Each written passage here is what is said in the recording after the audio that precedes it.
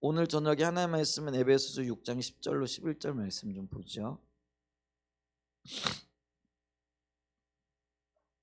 에베소서 6장 10절로 11절 말씀입니다.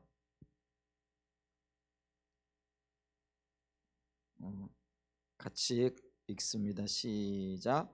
끝으로 너희가 주 안에서와 그 힘의 능력으로 강건하여지고 마귀의 관계를 능히 대적하기 위하여 하나님의 전신갑주를 입으라. 12절까지요. 우리의 씨름은 혈과 육을 상대하는 것이 아니요 통치자들과 권세들과 이 어둠의 세상 주관자들과 하늘에 있는 악의 영들을 상대함이라.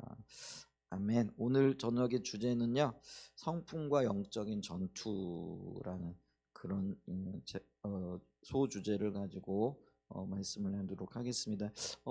수요일 저녁에 우리가 성품의 영역들을 살펴보고 있잖아요. 전주에는 순종, 지난주에는 겸손 이렇게 살펴봤는데, 오늘은 이제 이런 성품들과 이 성품이라는 게 하나님 앞에 빚어지고 다듬어지는 거죠. 어떤 면에서 보면 우리 내면적인 어떤 성숙과도 관련이 되어지는데, 이 내면적인 성숙을 하게 되어질 때 어떤 영적인 방해들이 있는가, 이제 그걸 우리가 어떻게 인식하고 또 그거를 해결해 내야 되는가, 이제 이런 부분들을 좀 보기를 원하는 거죠. 뭐 예나 지금이나 우리가 영적인 삶을 영위하고 또 주님 안에 자라가는데, 특별히 또 뭐 교회에도 영적인 어떤 역할들을 감당하고 있는 곳이잖아요. 근데 이제 이런 어떤 기관들 혹은 이런 일들을 하고 있는 곳에 항상 이제 영적인 공격들이 있는 것들을 이렇게 보죠. 그래서 영적인 공격들은 어떤 의미에서 보면은 조금 더 세분화되어지고 또 다양하게 전개되어지고 있는 것들을 이렇게 보는데, 이제 오늘날에는 이제 그 종교 다원주의라는 어떤 그런 물결이 일어나고 있죠. 그래서 뭐 어떤 면에서 보면은요, 뭐 다양한 종교들, 그리고 그 종교들을 다 인정하고 또 각자가 믿는 바가 다르다, 그걸 다 인정해 줘야 된다, 뭐 이제 이런 어떤 움직임들이 이렇게 일어나고 있잖아요. 그 다음에 또 가장 심각한 것 중에 하나가 뭐냐면은 세속주의라고 일컬어지는 것들이죠. 이게 경제 세계화가 일어나면서 또 이 서구 자본주의가 이렇게 들어오고, 또 이런 것들을 통해 가지고 어떤 면에서 보게 되어지면은 문화들이 굉장히 물질적이고 또 세속화되어지는, 이제 그게 이제 흐름이 굉장히 더 빨라진 것들을 이렇게 보잖아요. 그래서 뭐 예전에는 그게 뭐 유럽의 전유물이었다, 아니면 미국의 전유물이었다. 한때는 이제 일본이 굉장히 우리나라가 동경하는 뭐 문화, 예를 들면 일본 만화라든지 뭐 또 일본 전자제품 뭐 이런 것들이 굉장히 뛰어났잖아요. 그래서 예를 들면 또 문화나 이런 거는 뭐 프랑스 뭐 이러면은 우리가 잘할 때는요 굉장히 동경하는 나라들이었잖아요. 근데 요즘은 굉장히 많이 바뀌었더라고요. 유럽은 이제는 더 이상 선진국이 아니죠. 어떤 면에서는 굉장히 쇠퇴하고 있는 국가들이 되어져 버렸고요.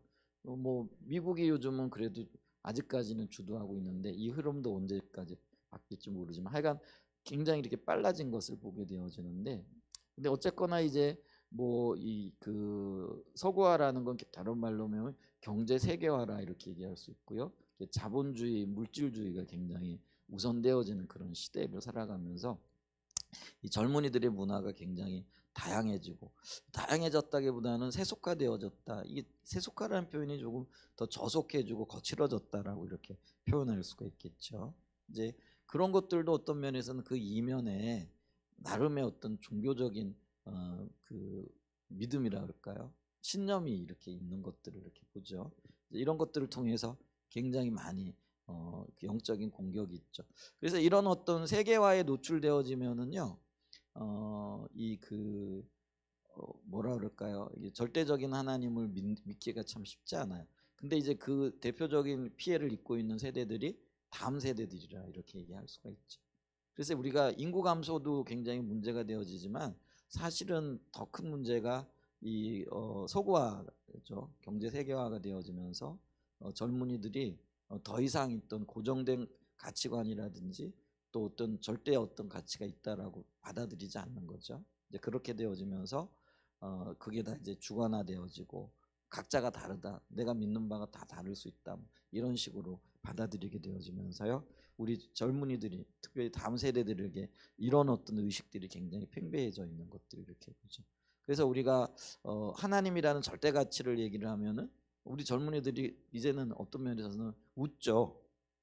이제 그런 것들을 그게 이제 어떤 이 세계화의 어떤 영향, 서구 문화의 영향이라 이렇게 얘기를 할 수 있고요. 또 그 틈바구니를 타고 또 우리나라 같은 경우는 뭐 이단들이 굉장히 득세하고 있는 것들을 이렇게 보죠. 근데 이제 이단들이 어떤 뭐 그런 문화적인 특징이나 이런 것들을 잘 맞춰가는 것 같아요. 이제 그러니까 사람들이 그렇게 많이 몰리죠. 아마 여기에 또 미혹의 영도 있겠죠. 이제 그건 틀림없는 어떤 영적인 공격들 혹은 영적인 역사들이 일어나고 있는 것들 이렇게 보죠. 7, 80년대만 해도요 우리나라에 그 메시아 혹은 구원자라고 하는 사람이 뭐 300 몇 명 이렇게 됐다 그래요. 지금은 뭐 더 많은지 모르겠는데 하여간 우리나라가 이단 특별히 기독교와 관련되어져서 이단들이 굉장히 득세하고 있는 나라이긴 합니다. 그러면서 어떤 면에서는 어떤 그 주류 기독교를 위협할 만큼 예를 들면 신천지라든가 이런 어떤 이단들은요 굉장히 많이 성장을 했잖아요. 그러면서 요즘도요 저한테 맨날 편지 와요. 그 이단에 누가 보내는지 모르겠는데요. 뭐 자기들이 진리라고 이렇게 그 거의 예전에는 뭐 한 달에 한 번, 뭐 2주에 한 번씩 이렇게 보내는데 요즘 뜸하긴 한데요. 그래도 요즘 그 편지를 보내는 그 이단 신천지 자기는 아주 떳떳하게 밝히죠. 뭐 어느 지파에 뭐 어디에 있는 누구라고 전화번호까지 적어놨어요. 그래가지고 뭐 한번 토론해보자라는데 뭐 와보라든지 뭐 이런 식으로 왜 교회에다 이렇게 보면은 이렇게 꽂아놓고 그 우표가 안 붙여져 있는 것들은 이제 그런 것들이에요. 그러니까 이단들이 지금 집중적으로 교회를 공략하고 있는 거죠. 이런 것들도 영적인 어떤 공격, 영적인 전투의 한 영역이라는 거죠. 그다음에 이제 요즘 이제 우리가 좀 더 주의를 기울여야 할 게 있는 게 뭐냐면 이슬람 세력의 어떤 면에 고도화된 정책들이라고 얘기할 수가 있죠. 이슬람들은요 이렇게 우리나라에 들어올 때 전략을 가지고 들어온대요. 막 예를 들면 우리는 이제 유학을 갈 때도 필요에 의해 가지고 공부 열심히 하면 내가 어느 나라에 가서 공부하면은 이게 유익하겠다 뭐 이래 가지고 가잖아요. 근데 이슬람들은 그게 아니라는 거죠. 전략을 세워 가지고요. 특별히 한국이 그들이 보기에는요. 그들의 관점에서 포교하기가 가장 좋은 나라라는 거죠. 그리고 어떤 면에서 이렇게 보면은요. 기독교 세력 그러니까 기독교의 어떤 그 흐름이 이렇게 정체되어지는 곳에 곧바로 이슬람들이 이렇게 따라 들어오게 되어지는 거죠. 왜냐하면 이슬람이 율법적인 어떤 신앙을 강조하거든요.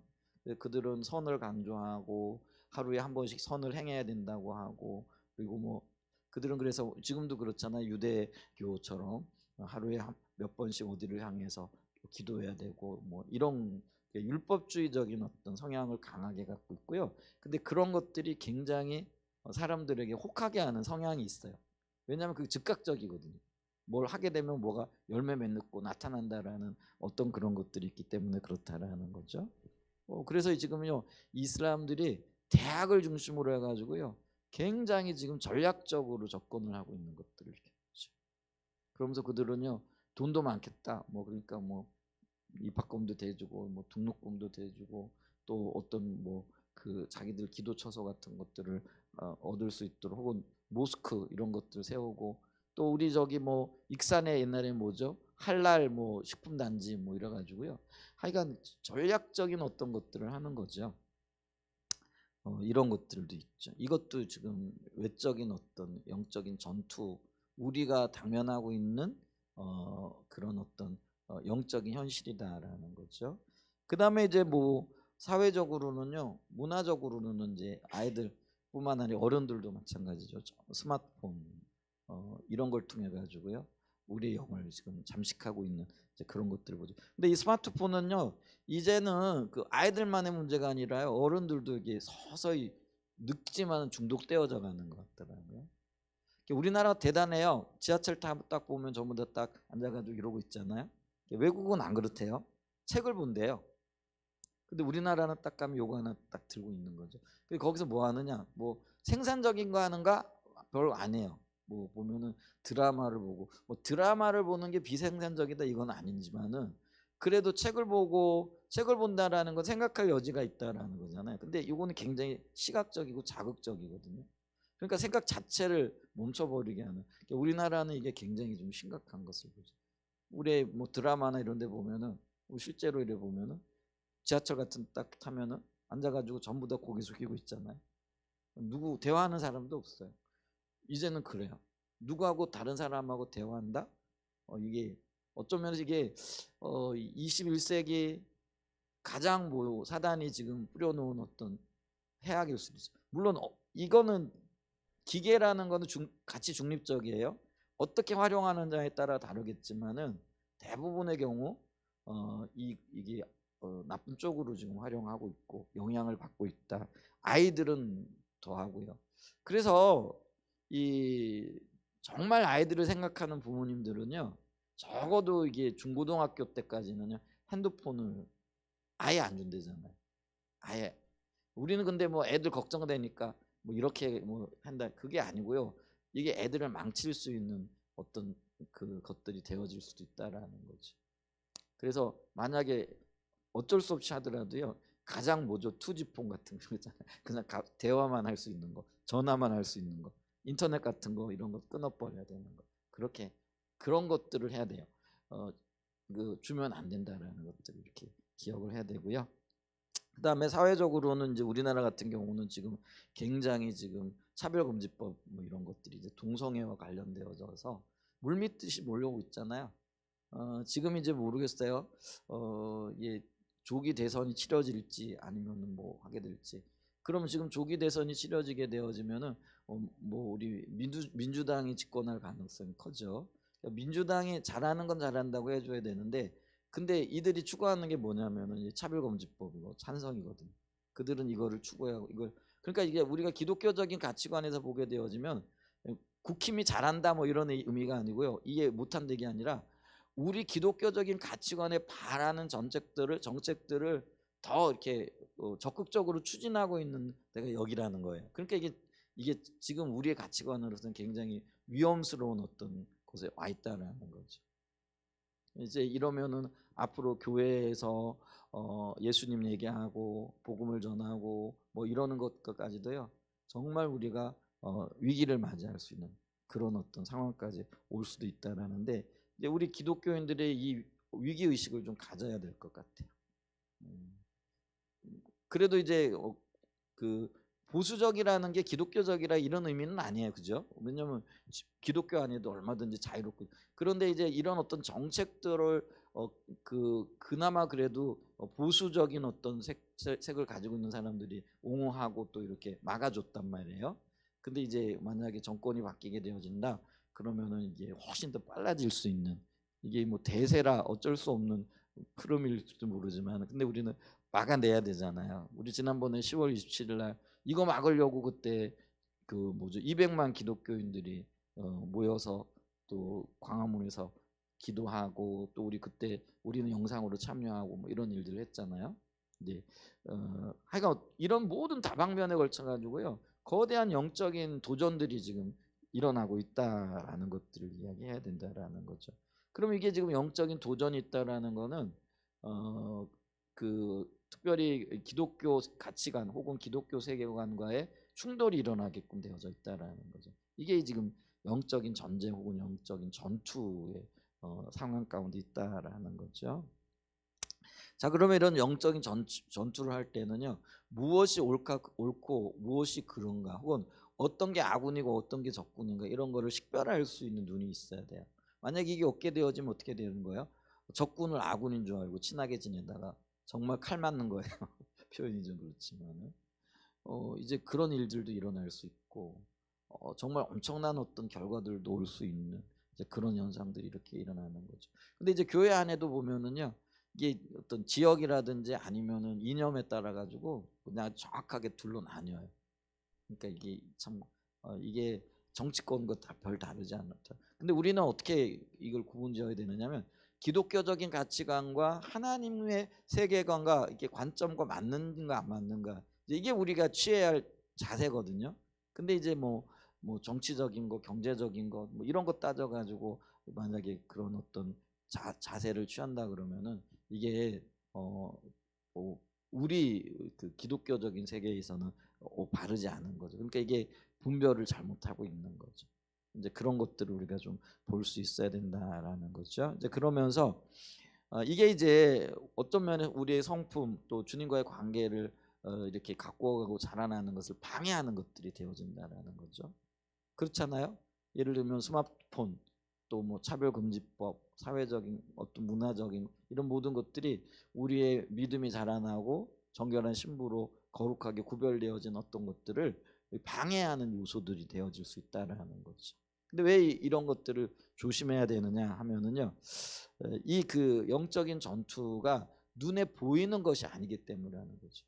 그러니까 그 영적인 전투의 어떤 그 뒤에는요, 사단이 통치하고 있고 또 사단이 어떤 면을 조정하고 있다라고 할 수가 있겠는데, 근데 사단이 우리 눈에 보이느냐고, 안 보이니까 우리는 적이 없다라고 생각을 하는 거죠. 상대가 눈에 보이지 않으니까 없다라고 생각을 한다라는 거죠. 근데 이제 이 점에 있어서 바울은요, 이걸 굉장히 그 뭐라 그럴까요? 예의주시하고 있다 그럴까요? 왜냐하면 그는 보이는 세계보다도 보이지 않는 세계에 더 초점을 맞추고 있다라는 거죠. 그러면서 오늘 여기 보게 되어지면은 우리가 그 11절에도 그렇게 얘기잖아요. 마귀의 관계를 너희 대적하기 위해 하나님 전신갑주 일어라, 이렇게 이게 영적인 전투를 얘기하는 거죠. 그러면서 우리의 씨름은, 이 씨름은 이게 말 그대로 이게 이게 쉽게 얘기하면은 이게 씨름으로 번역했는데 사실은 이게 레슬링이에요. 우리가 그 레슬링 알잖아요. 뭐 진짜 뭐 몸과 몸을 부딪혀가면서 싸우는 어떤 이제 그런 어떤 경기를 얘기하잖아요. 근데 우리의 이 씨름, 이거는 뭐라 하냐? 혈과 육을 상대하는 게 아니라라는 거죠. 혈과 육이라는 거는 보이는 육체를 얘기하는 거라는 거예요. 근데 우리의 씨름, 전쟁이 눈에 보이는 것이 아니라라는 것이죠. 그래서 여기 보면은 눈에 보이는 것이 아니고 통치자들과 권세들과 이 어둠의 세상 주관자들과 하늘에 있는 악의 영들이다. 이게 엄연히 영적인 것들이다. 그게 보이지 않는 것들이라는 거예요. 근데 보이지 않는 것들을 보려고 하면은 영적인 분별력이 열려야만 이게 보여지는 거라는 거죠. 그러니까 이제 유럽에서 차별금지법이 처음에 등장하고 그게 추진되어질 때 교회는요, 이게 그 뒤에 어둠의 세력이 있다라는 인식을 못했어요. 그러면 이게 이제 유럽이 전부 다 진보적인 어떤 성향을 가지고 다 글로 가고 있잖아요. 그러니까 사회주의적인 국가를, 그러니까 독일이요 민주주의 국가가 아니고요, 사회주의적인 성향이 굉장히 강하다라는 거예요. 그러니까 유럽 전체가 사회주의적인 성향이 있다라는 거예요. 이제 그러니까 그들은 이제 얘기를 해서 사회 민주주의, 민주주의보다도 한 단계 더 좌쪽으로 나가는 사회 민주주의 뭐 이렇게 얘기를 하잖아요. 그리 진보적인 성향을 갖고 있는 거죠. 그러니까 뭐 차별 금지하자 그러니까 그거 좋은가 보다. 뭐 그게 말로 들었을 땐 굉장히 좋잖아요. 사람 차별하지 않는 거 뭐 그러면서 이제 뭐 특별히 여기서 이제 뭐 성적인 차별이라든지 뭐 이런 것들 없앤다. 뭐 그러니까 그들이 좋다고 다 받아들인 거잖아요. 근데 그 뒤에 엄청난 영적인 세력이 도사리고 있었던 것들을 이렇게 보죠. 근데 이제 그걸 받아들였더니 이제는 뭐예요? 복음 전하는 것도 차별이라는 거. 나 듣기 싫은데 왜 전하느냐라는 거죠. 뭐 이렇게 되어지고. 그러니까 뒤늦은 후회를 하는 거예요. 지난번에 우리 10월 27일 날 그 할 때 왜 영국에서 온 여자 변호사분 한 분 있었잖아요. 그분이 근데 한국에 와가지고 여러 번 우리는 못 막아냈는데 몰랐는데 한국 교회는 생명 걸고라도 이 차별금지법 막아내야 된다고 지금 뒤늦게 피를 토하고 얘기를 하고 있는 거잖아요. 근데 그거를요, 이미 차별금지법이 영국엔 30년 전 뭐 이렇게 수십 년 전에 이렇게 영국뿐만 아니라 유럽이 전부 다 그렇게 통과가 됐거든요. 근데 세월이 지나고 난 다음에 딱 보니까 그 뒤에 엄청난 영적인 세력이 있는 것들을 이제는 발견하게 되어졌다. 근데 이제 발견하고 그걸 돌이키려고 하니까요, 물줄기가 너무 멀리 간 거예요. 근데 왜 그랬느냐? 그때는 교회가요, 이게 이런 엄청난 결과를 가져올 거라는 사실을 인식을 못했다라는 거예요. 왜? 눈에 보이는 것만 생각을 했으니까. 눈에 보이지 않는 이게 거대한 영적인 전쟁이고 그 뒤에 사단이 역사하고 있다라는 걸 알지 못했다라는 거예요. 그걸 인식했을 때 이미 늦은 거죠. 그래서 그거 와가지고 깨어라고 우리에게 절규하듯이 얘기를 하고 있는데, 근데 사실 그 얘기를 들으면서 한국 교회도 그렇게 심각하게 생각하지 않는다라는 거예요.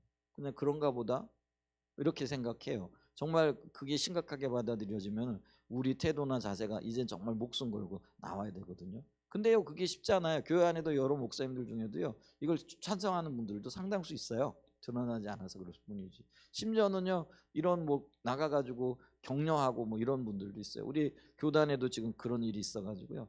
감리교에서는 그렇게 찬성하고 그걸 격려하고 막 대회에 나가가지고 이렇게 지지했던 사람들 제명 조치하는 일이 있었잖아요. 그래도 감리교회는 그걸 먼저 했어요.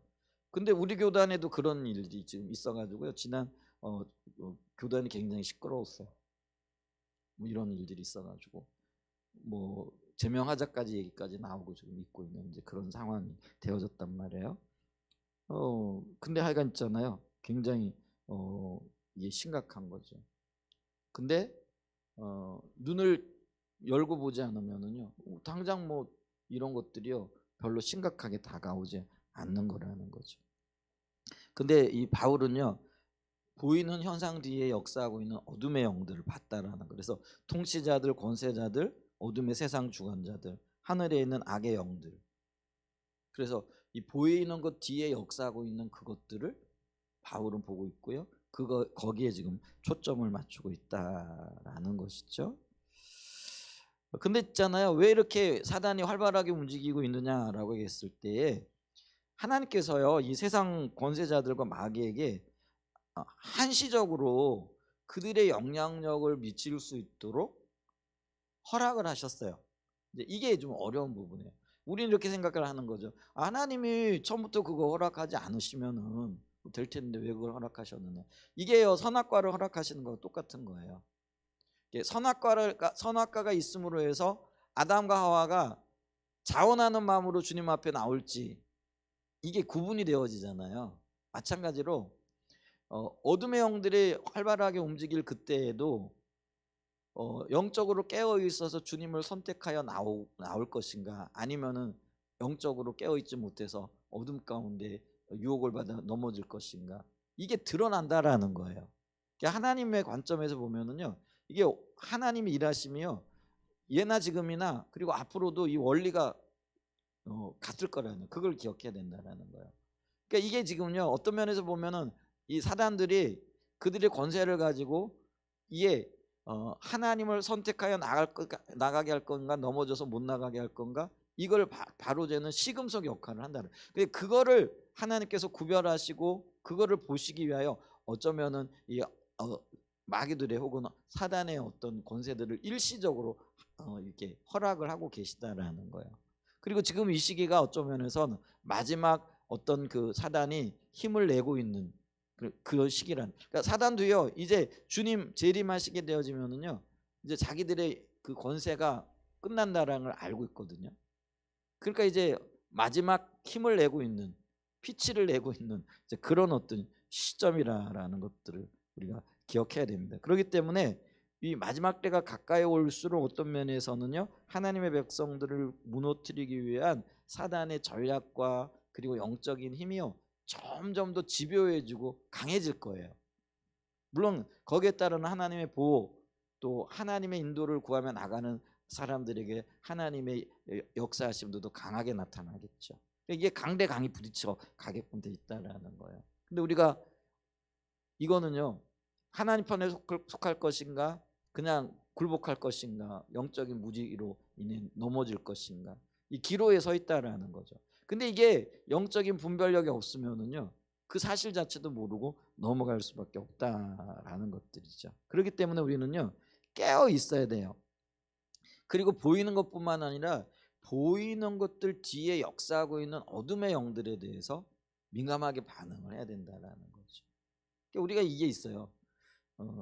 내가 말하는 게요, 사실은 내가 말하는 게 아닐 수 있어요. 그 얘기는 뭐냐면 내가 사단의 영향을 받았고 사단의 관점에 서 있잖아요. 근데 관점에 서 있을 줄도 몰라요. 서 있는 줄도 모르고 내가 하는 말이 세상적인 말이라든지 인간적인 말이라든지 인간적인 어떤 수단들을 동원하는 거죠. 여러분 보세요. 유다가 마귀가 집어넣는 생각을, 그게 보이지 않는 것들이 넘어간 거예요. 근데 자기가 하는 행동이 이게 잘못되었고 예수님을 파는 이것이 어떤 면에서는요 심각하게 하나님을 반대하는 거라고 이 유다가 생각을 못했다라는 거예요. 근데 그 뭐냐, 유다는요 이렇게 생각을 했을 거예요. 아니 예수님이 자기가 생각했던 대로 이 민족을 해방하고 이렇게 하는데 전혀 엉뚱한 일을 하고 있네. 이 사람 도대체 메시아 맞는 거야? 아닐 수도 있겠어. 이제 이런 생각을 하게 되는. 근데 그게 누가 집어넣어준 생각이라는 거예요? 사단이. 근데 그걸 받아들이는 거예요. 그러니까 자기가 그런 행동을 하고 예수님을 팔겠다고 생각하고 행동을 하면서도요, 그게 그는요 정당화시키는 거야. 나는 지금 민족의 반역자를 팔고 있는 거야. 나는 지금 이게 지금 우리가 믿었던 메시아, 기대했던 예수님이 아닌 것 같아. 뭐 이러면서 하는 거예요. 근데 그걸 언제 발견해요? 예수님이 십자가에 못 박히시는 걸 보고 그거를 뒤늦게 발견해요. 그리고 후회해요. 근데 후회하면은 저기 베드로처럼 돌이키면 좋겠는데 안 돌이키고 그냥 사단의 전략대로 그냥 자살하고 말잖아요. 근데 이게 어둠의 영역, 정확하게 분별 못한 거예요. 깨어있지 못한 거라는 거예요. 여러분 조심하셔야 돼요. 이게 하나님의 기준에 서 있지 않게 되어지면은요, 우리는 그 잘못된 것들을 받아들여요. 하나님의 기준에 합하지 않은 것들을 받아들여요. 근데 그런 것들을 받아들일 때 그것이 일시적으로는요 나를 위로하는 것 같고 그게 맞는 것 같아요. 근데 거기에 어떤 생명도 없어요. 그러니까 우리가 살 수 있는 유일한 길은요 하나님의 기준과 하나님의 관점에 서는 거예요.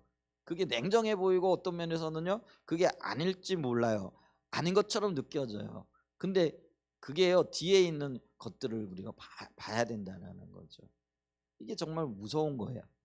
결국은 그런 엄청난 열매들을 맺게 되죠.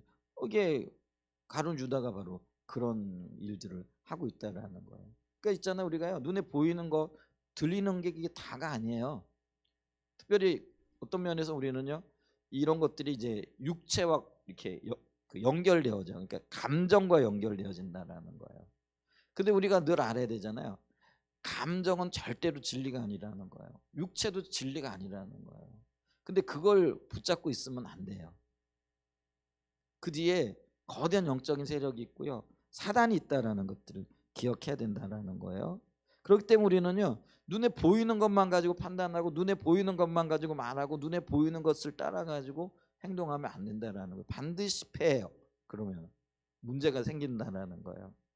그렇기 때문에 우리를 사도 바울처럼요 우리가 상대하는 것이 혈과 육이 아니라는 거예요. 육체잖아요 이게. 혈과 육이요 이게 육체, 감정, 환경 뭐 이런 것들을 얘기하는 거잖아요. 근데 사도 바울이 뭘 본다고요? 뒤에 원인이 뭐냐라는 거예요. 누가 조종하고 있느냐라는 거예요. 누가 그 뒤에 있느냐라는 거예요. 이걸 볼 수 있어야 된다라는 거예요. 그래서 우리가 좀 냉정해야 되고요 영적인 분별력이 있어야 돼요. 그렇지 않으면은요 우리가 지금 나날이 심각해지고 있는 영적 전투의 영역에서요 결코 승리할 수 없다라는 것들을 기억해야 됩니다. 그리고 우리가 영적인 전투에 승리하기 위해서는요 우리는 전신갑주를 입어야 된다라는 거죠.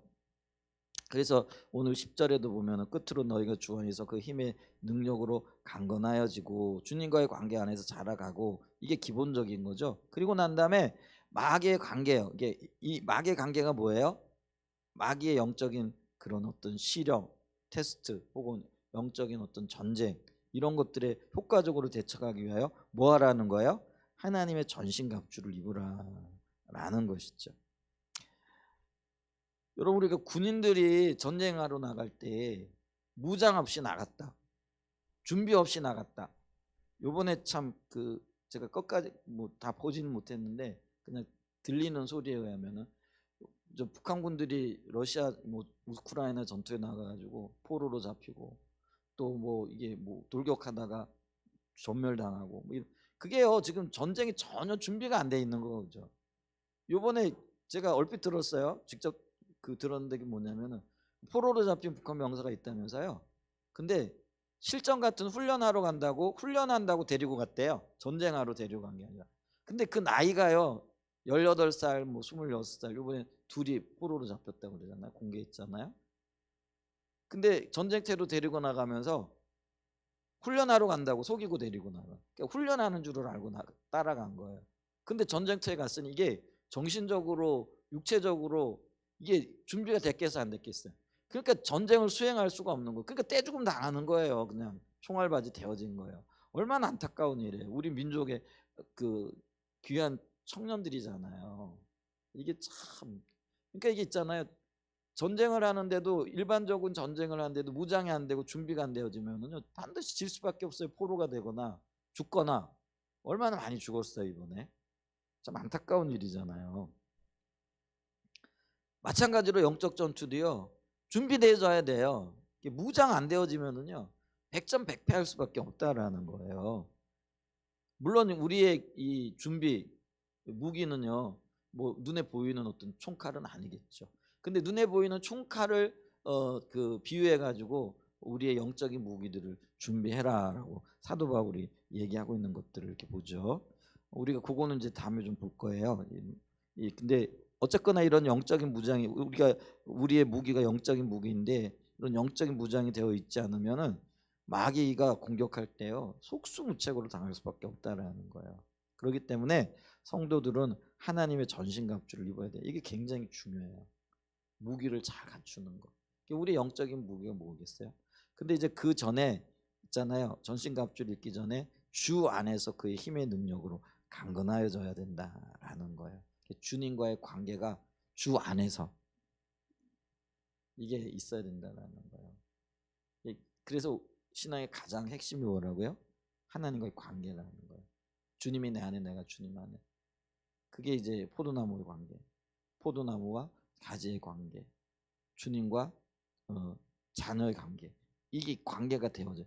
요거를 토대로 무기들이 필요한 거예요. 그러니까 예를 들면은 군인들이 여러분 있잖아요. 전쟁할 때 일반 훈련 총칼을 다루는 훈련도 받는데요. 더 중요한 건 뭐냐면 정신교육이에요. 여러분 우리가 예비군들도 그렇고 군인들도요 정신교육을 하거든요. 우리 이제 군대 갔다 오신 분들은 그걸 기억하는데요.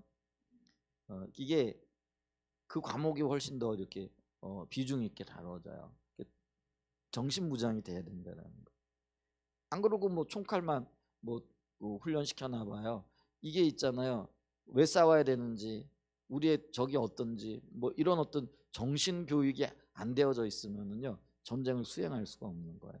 근데 영적인 전쟁에서도요, 물론 이제 기도하고 뭐 믿음의 방패를 들고 뭐 그 성령의 검을 들고 뭐 이게 이런 것들이 있어요. 그게 이제 우리의 어떤 싸우는 무기들일 수가 있잖아요. 근데 그 전에 뭐라고요? 정신 교육에 해당되어지는 것, 주님과의 관계가 든든해야 된다라는 거예요.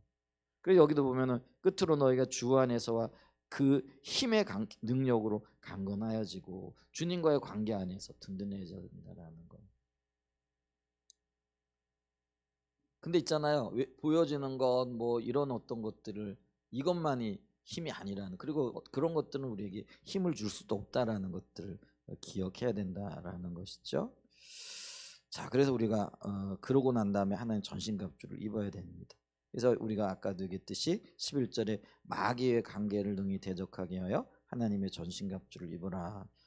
여기서 전신갑주는요 사도 바울이 로마 군인들이 행진하는 거, 전쟁터에 나가는 거, 뭐 로마 시민이었으니까 그런 거 여러 번 봤겠죠. 왜냐하면 로마는요 전쟁을 굉장히 능하게 했던 민족이거든요. 그리고 그들이 이 굉장히 강력한 군대를 가지고 있었어요. 그러니까 그들의 평화는 어디에서 왔어요? 그들의 강력한 군대를 배경으로 해서 왔거든요. 그러니까 그들은 전쟁하면 다 이겼어요. 굉장히 강력한 군대였다는 거죠. 근데 그들이 전쟁에 나갈 때 완전 무장을 하고 나가는 거죠. 이제 그걸 보고 전신갑주를 사도 바울이 떠올렸다라는 것이죠. 그래서 이 전신갑주는요 로마 군대가 보병들이 중무장하는 어떤 그 장비 일체죠. 그래서 그게 자기들의 몸을 보호할 뿐만 아니라 공격할 수 있는 모든 무기들을 또 포함한다라는 것이죠. 그러면서 이제 그거를 이제 이렇게 14절 이하에는 이렇게 비유를 해요. 사도 바울이. 나중에 이제 그걸 다음에나 살펴보게 될 텐데요. 그런즉 서서 진리로 너희 허리띠를 띠고 의에 이제 허리띠 그걸 진리로 비유를 하는 거죠. 의의 호심경이라는 건 창을 이렇게 막기 청동으로 이렇게 가슴 이렇게 모양으로 떠가지고 이렇게 갑옷 막는 거죠. 그래서 창으로 이렇게 때려도 안 맞고, 요즘은 모르겠어요. 총으로 쏘면 그게 통과가 되겠지만은 옛날에는 뭐 총이나 이런 게 없으니까 창으로 이렇게 해도 웬만한 건 막아줬겠죠. 이제 그런 호심경위를 얘기하는 거예요. 또 평안의 복음에 준비한 것을 신으로 신고, 행군하기 위해서는 튼튼한 신발 가죽신 신어야겠죠. 모든 것 위에 믿음의 방패를 가지고 이로써 능히 악한 자의 모든 불화살을 소멸하고 구원의 투구와 성령의 공 하나님의 말씀을 가져라. 이걸 이제 전신갑주의 비유를 로마 병정들이 이렇게 그 뭐죠? 그 방어용, 그다음에 공격용 이제 이런 그 무기로 이렇게 그 무장하는 모습을 보면서 이거를 영적으로 지금 표현해내고 있다라는 거죠. 그래서 우리가 하나님의 전신갑주를 입어야 된다는, 무장되어 있어야 된다는. 무장 안 되면은요 금방 뚫려요. 무장이라는 게 이제 이게 영적인 비유라 그랬잖아요. 하나님과의 관계에서 오는 우리의 어떤 영적인 상태인 거죠. 근데 이게 안 되면은요 보이는 곳에 적극적으로 그냥 호응해 버려요. 근데 아까 보이는 것 뒤에 있는 뒤에 것들을 봐야 된다 그랬잖아요. 아무리 좋아 보이는데도요 그 뒤에 어둠의 영이 있으면 그게 좋은 거예요, 나쁜 거예요? 아무리 인간적이고요, 아무리 뭐라 그럴까요, 친절하고요, 아무리 뭐 호의적이에요. 근데 그런데 그 뒤에 어둠의 영이 역사하고 있다면은 그 친절과 그 호의와 그 아름다운 것들이 결과적으로 좋은 걸까요, 나쁜 걸까요? 근데 우리는요 그냥 이게 좋은 게 좋은 거야, 아니면은 인간적인 게 좋은 거야, 아니면은 우리의 감정을 위로해 주는 게 좋은 거야, 이렇게 생각한단 말이에요. 아니에요. 그게 결국 망하는 길이라는 거. 우리가 그걸 인식할 수 있어야 된다라는 거. 근데 이제 많은 분들이 이제 그렇게 생각을 해요. 그런 부분들이 우리가 구분이 되어져야 된다라는 거죠. 자, 그다음에 우리가 세 번째로 볼 수 있는 게 최고의 영적인 무기는요. 아까 전제되어지는 거죠. 주님 안에 거하는 거라는 거죠. 그래서 우리의 영적 무기의 최고는요. 이런 보여지는 어떤 무기들, 또 어떤 방어용 공격용 무기들 수 있지만은 그보다 아까 얘기했잖아요. 전제되어지는 게 뭐라는 거예요? 주 안에 거하는 거라는 거예요. 그게 주님과의 관계. 이게 안 되면은요. 아무리 여러분 있잖아요. 좋은 무기 가지고 있어도요. 정신 무장 안 되면은 그 군대 쓸모없는 군대 되어지는 거예요. 그래도 우크라이나에 비해 가지고 러시아가 무기나 이런 건 훨씬 좋잖아요. 근데 맨날 붙으면은 러시아가 깨지더라고요. 그게 이제 정신 무장의 어떤 면에서는, 그리고 전쟁의 동기가 그렇게 절박하지 않은 거예요. 우크라이나는 굉장히 절박하잖아요. 근데 처음에 전쟁할 때요. 많은 사람들이 2, 3주면 끝날 걸로 생각했대요. 왜냐하면 그만큼 압도적이었거든요. 러시아가 충분히 이길 거라고 생각을 했어요. 근데 막상 붙어보니까요. 우크라이나군은 그들이 조금만 더 지원해주고 무기만 조금 더 주면 못 당하는 거예요. 왜냐하면 우크라이나는 절박하거든요. 근데 뭐 러시아군은 뭐 그만큼 절박함이 없어요. 왜냐하면 명분 없는 전쟁, 뭐 물론 그들 나름대로는 있겠죠. 그게 뭐 절박할 이유가 없는 거잖아요. 훨씬 좋은 무기를 가지고도요. 지금 전쟁이 붙으니까요. 러시아가 지금 뭐 아주 3년째 이러고 있잖아요. 2, 3주면 끝낸다고 하는 전쟁. 사실 어떤 면에서 보면 진 거예요. 그 어떤 군사력이나 이런 것들에 비하면 엄청난 것들이었잖아요. 우리가 그걸 기억해야 된다는, 더 중요한 게 있다는, 정신무장이 잘 돼야 된다는 거. 우리 신앙에도요. 주님과의 관계가 이런 것들보다 사실은 훨씬 더 중요하고, 이걸 토대로 해가지고 우리가 영적인 무장의 역사가 있어야 된다는 거죠. 그래서 우리는요 아까도 얘기했지만 주 안에 신앙의 본질이에요. 이걸 이제 다른 말로 얘기하면 하나님 중심적인 삶이라, 하나님 경배하는 삶이라 얘기하고, 우리 요한복음 15장에는 뭐예요? 포도나무의 삶이라고 얘기를 하는 거죠. 우리의 삶이 그리고 주님과의 관계에 든든하게 붙어 있을 때 사실은 이 무장이 필요한 거죠. 이게 안 돼 있고 무장만 잘하잖아요. 싸울 수 있을 것 같죠? 못 싸워요. 금방 무너져 버려요. 우리가 지금 우리나라도 지금 그래요. 외형적으로 뭐 잘 그래도 우리가 경제적으로 많이 발전했잖아요. 뭐 무기도 좋고 여러 가지 있어요. 근데 이제 정신적인 무장 상태가 너무 옛날과는 다르다라.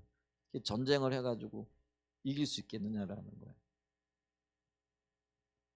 돌격 앞으로 하는데 정신 무장이 안 되면은 아무리 좋은 장비를 들고도 가겠느냐고요. 아이고 무서워라고 도망간다라는 거. 러시아하고 똑같은 꼴인 거예요. 지금 우리나라가 굉장히 위험한 이유가 여기 있어요. 물론 북한도 마찬가지 같아. 요즘 젊은 세대들이 하여간 지금 은혜가 많이 필요합니다. 열매가 승리를 얻으려면은 주 안에 있어야 돼. 주님과의 관계가 있어야 돼. 주님과의 관계가 끊어진 어떤 위장된 평화, 어떤 뭐 동정, 또 어떤 그런 마음, 긍휼 이게요 의미가 없어요. 우리가 그거를 절실하게 볼 수 있는 영적인 분별력이 있어야 된다라는 거죠. 자, 그러면서 이제 사도 바울은요, 사도 바울이 아닌 성경의 신약 성경에 보면은 이렇게 영적인 전투에 임함으로 우리의 성품이 다듬어지고 열매 맺는 삶으로 나가기 위해서 어떻게 해야 될 것인가. 몇 가지 성경 구절들을 좀 보면은요, 먼저요, 마귀에게 틈을 두지 말라라고 우리에게 권면하고 있죠. 에베소서 4장 27절이에요. 에베소서에 보면 마귀에게 틈을 주지 말라 이렇게 얘기를 해요. 요 틈이라는 단어가요 헬라어로 토포스라는 단어인데 이건 장소를 얘기해요. 다른 말로 하면 마귀가 우리 안에 머물 수 있는 장소가 있다라는 거예요. 그럼 이 마귀가 우리 안에 머문다라는 건 우리가 그러니까 그 공간을 내주기 때문에 그거를 딱 틈타고 마귀는요 귀신이잖아요. 우리가 귀신같이 안다라는 표현 쓰잖아요. 정말 귀신같이 알아요. 우리가 조금만이라도 틈을 내주잖아요. 그 틈이 뭘까요? 그러니까 우리가 하나님의 뜻이 아닌 어떤 그 어둠들에 우리의 마음이 조금이라도 뺏기잖아요. 그러면 진짜 귀신같이 그곳에 딱 자리를 잡는 거예요. 그게 엄청나요. 우리가 하나님의 기준에 아닌 어떤 것들을 받아들이잖아요. 그러니까 사람도 몰라요. 근데 귀신은 알거든. 진짜 귀신같이 알거든. 마귀는 그걸 딱 잡고요. 거기에 딱 자리를 잡. 그러니까 이게 우리가요. 조그만 틈을 내주잖아요. 그 틈을 비집고 들어오는 거예요. 그러니까 우리가 조금이라도 하나님의 기준이 아닌 어떤 것들을 사모하거나 그런 것들 붙잡거나 그런 것들을 허용하잖아요. 그러면은요 즉각적으로 마귀는요 그곳에 딱 자리를 트는 거라는 거예요. 그게요 엄청난 결과를 가져올 수 있거든요. 그래서 사도 바울이요 마귀에게 이 틈 자체를 주지 말라는 거예요. 마귀가 우리 속에서 역사할 수 있는 어떤 조건, 어떤 환경 이런 것들을 아예 만들지 말라는 거예요. 그게 가장 이상적인 거라는 거예요. 근데 우리가 그럴 수 있어요? 맨날 넘어지잖아요. 그럼 어떻게 해야 돼요? 빨리 털고 일어나야 된다는 거예요. 그러니까 청소를 해야 돼요. 좀 지저분한 얘기 할게. 근데 식사도 하셨으니까 똥파리가 어디에 몰려요? 똥이 있는 곳에 모이잖아요. 근데 똥파리 아무리 쫓아보세요. 똥 놔두고. 그러면 똥파리 또 와요. 무슨 말인지 기억하시죠? 그러면은 똥파리 안 오게 하려고 그러면 어떻게 해야 돼요? 빨리 똥부터 치워야 된다라는 거예요. 그러니까 하나님이 기준이 아닌 것들이요. 그게 우리의 마음을 굉장히 뭐랄까요? 틈타거든요. 그리고 그게 좋아 보이거든요. 아름다워 보이고 그게 인간적으로 보이고 그게 뭐랄까요? 이렇게 소망 있는 것처럼 보여져요. 안 해요. 근데 그걸 어떻게 된다고요? 빨리 치워버려야 돼요. 그게 틈이에요. 그러니까 이제 표현이 좀 그런데 나중에 그게 요한복 저기 야고보에도 보죠. 마귀가 우는 사자처럼 뭘 찾고 다니는 거예요? 산기끌을 찾아다니는데 그게 틈이라는 거예요. 똥파리가요. 똥을 찾아다니는 거예요. 근데 똥 놔두고 그거 귀신아 물러가라. 사단아 물러가라. 똥파라 가라. 그런다고 똥파리가 안 오는 게 아니라는 거예요. 무슨 말인지 이해가 되시죠? 우리가 그거를 그래서 마귀로 인하여금 틈을 탈 수 있는 그 우리의 마음의 빈 공간들 우리의 그 주님의 기준에 맞지 않는 어떤 것들, 악에 동조하는 것들, 감정에 동조하는 것들, 세상 방법에 동조하는 것들, 이런 것들을요 도려내야 되는 거예요. 그리고 만약에 혹시나 넘어졌잖아요. 그러면 인식함과 동시에 빨리 회개해야 돼요. 철저하게. 아멘. 그런 은혜가 있기를 축복합니다. 베드로전서 5장 8절 말씀에도 보면은요, 근신하라 이렇게 얘기를 해요. 자, 근신하라라는 거는 뭐냐면은요, 여기 이렇게 베드로전서 5장 8절에 보면은요, 우리가 잘 알고 있는 말씀이니까 근신하라 깨어라 너희 대적 마귀가 우는 사자같이 두루다니며 삼킬 자를 찾나니 이렇게 얘기를 하죠. 여기 근신하다라는 게요 헬라어로 네포라는 단어예요. 근데 네포라는 단어가 뭐냐면은 술 취하지 않고 있다, 정신 차리고 있다 이런 의미예요. 술꾼들 우리 교회 다니시는 분들은 뭐 술에 취해가지고 뭐 이렇게 그런 분들은 없지만은 술 취하면 뭐 정신줄 놓는다 그러잖아요. 이성이 마비되어지고 그잖아요. 이제 그런 거 그렇게 근데 그래서 술을 안 먹으면 그 안 할 실수들을 술 먹으면 하잖아요. 그러니까 아예 술을 안 먹는 거죠. 그게 근신이라는 거예요. 그럼 다른 말로 얘기하면 정신 차리고 있다라는 거예요. 정신을 바짝 차리고 있다라는. 우리 속담에 뭐예요? 호랑이에 물려가도 정신만 차리면 뭐 산다.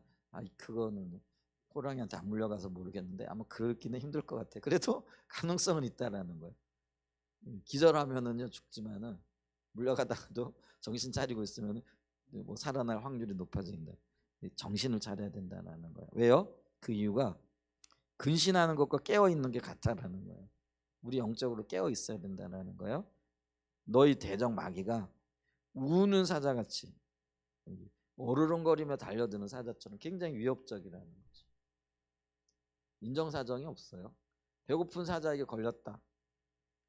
여러분 귀에 있더라고요. 사자가요 사냥할 때 아무리 약한 그 사냥감이라 그래야 돼요. 최선을 다한대. 무슨 말인지 이해가 되세요? 이 짐승들도요 사냥할 때요 아무리 연약한 존재라고 할지라도요 사냥할 때는 최선을 다한다는 거예요. 그럼 마귀도요 우는 사자처럼 이게 그런 의미가 있거든요. 목표물이 보이고 표정물이 보여요. 영적인 그런 어떤 사냥감이 보인단 말이에요. 그러면 마귀는요 그거를 잡기 위하여 자기가 기울일 수 있는 전력을 기울인다는 거예요. 그게 우는 사자처럼이라는 의미가 있다는 거예요. 그걸 어떻게 대적할 수 있어요? 허리멍청하게 정신 안 차리고 있는데 어떻게 그걸 대적할 수 있겠어요? 정신 바짝 차려야 된다는 거예요. 주 안에서. 아멘. 그게 우리가 영적인 전투를 대하는 자세라는 거예요. 그 다음에 세 번째로는 뭐냐면요 소극적으로 말고 적극적으로인데 마귀를 대적해야 된다라는 거죠. 그래서 야고보서 4장 7절이에요. 그런즉 너희는 하나님께 복종하라, 마귀를 대적하라. 그러면 이게 마귀를 대적하는 게 마귀가 눈에 안 보이는데 칼 들고 싸울 거예요, 뭐 씨름을 할 거예요. 이게 마귀를 대적하는 이게 영적인 거잖아요. 그럼 이게 뭐냐면요 하나님께 복종하는 거라는 거예요. 적극적으로. 하나님 복종한다는 게 뭐예요?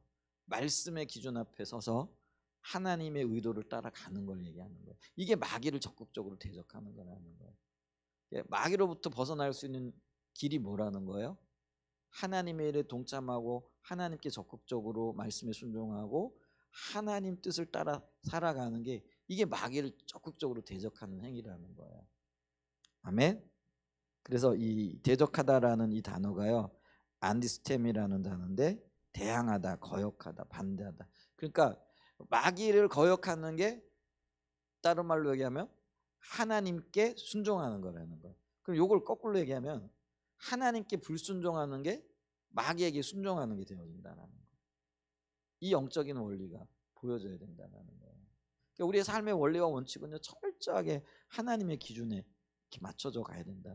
그게 적극적인 우리의 삶이라는 거예요. 그러니까 아무것도 안 하는 게 아니고요.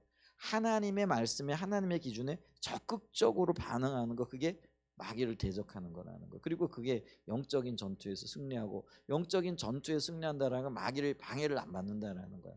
마귀의 방해를 안 받는다라는 건 하나님의 통치와 인도함 가운데 있다는. 그리고 거기서 우리가 빚어지는 거예요. 주님의 인도 따라. 아멘. 그래서 우리의 성품이 더 이렇게 열매 맺는 자리로 나아가게 되어진다라는 것들을 이렇게 기억해야 되겠죠. 그래서 우리가 성품적으로 자라나야 되는데 방해가 있다. 그게 영적인 전투라는 거죠. 그리고 그 배경엔 누가 있다라는 거예요? 사단이 있다라는 거예요. 근데 가장 그렇기 때문에 우리가 무장해야 되는데, 그래서 사도 바울은 하나님의 전신갑주를 입어라. 이게 외적인 무장이에요. 우리가 갖춰야 될 어떤 영적인 어떤 그런 기능들 혹은 영적인 어떤 능력들이죠. 근데 그것보다 훨씬 더 중요한 게 뭐라고요? 하나님과의 관계라는 거죠. 자, 이런 걸 토대로 우리가 영적인 전투를 가질 때, 할 때 자세가 있다 했죠. 그래서 틈 주지 말아라. 그 다음에 또 뭐예요? 깨어 있어라. 근신하라. 근신하는 거, 깨어 있는 거, 정신 차리는 거. 그 다음에 뭐예요? 적극적으로 하나님의 말씀에 순종해라. 그게 마귀를 대적하는 거다. 그럴 때 우리가 이 영적인 전쟁에서 사단의 계계를 무너뜨리고 하나님의 뜻이 우리 가운데 이루어짐을 통해서 우리 안에서 빚어지고 승리하고 열매 맺는 그런 역사들로 이루어내게 되어질 줄 믿습니다. 이제 그런 아름다운 역사들이 저와 여러분의 생애 가운데 매일매일 맺어지고, 그리고 이 영적인 전쟁이요 매일 일어나고 있다라는 걸. 눈 뜨면은 어둠의 영들이 방해가 있고, 또 우리가 어떻게 그 반응하느냐에 따라 이게 길어지기도 하고, 또 어떤 면에서는 더 집요해지기도 하고 한다라는 것들을 기억할 수 있기를 바랍니다. 처음에 우리가 단호하잖아요. 그러면은 우리가 뭐죠? 접근 못하게 되어진 경우도 있잖아요. 분명한 자세를 취할 수 있는 그런 은혜가 저와 여러분의 삶 가운데 있기를 축복합니다. 네, 우리 지금 성품과 영적 전투에 대해서 간략하게 나눴는데요. 우리 한번 함께 기도하는 시간 갖고요.